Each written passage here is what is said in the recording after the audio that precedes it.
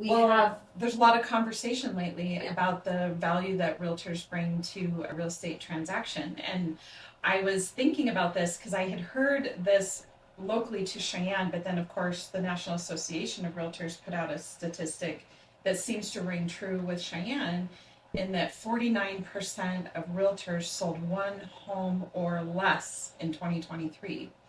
So that's a lot of realtors, 49%. And so when you think about, and I recall this conversation coming up here in Cheyenne, that about half had sold one house or less here in Cheyenne last year. And so if how many realtors are there in Cheyenne right now? 500, about 500. So you're thinking, okay, so 250-ish of them sold one house or less last year. Right. So that and leaves. I struggle because I'm trying.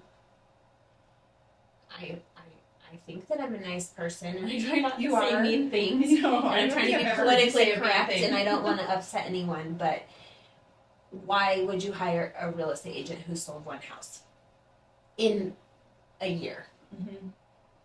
Well, that's my question. I'm struggling with agents who think this is like a part-time job or a hobby.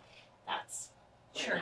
I'm not talking about new agents or agents that are just getting into the business. Obviously you can't just get into the business and then sell 10 houses and be an expert and do all be an overnight success. Right. But if you think that real estate is just a hobby, or I'm just going to sell a house here and there when I get a buyer or someone wants to list their house with me, I'm just wondering who hires these agents. Well, I'm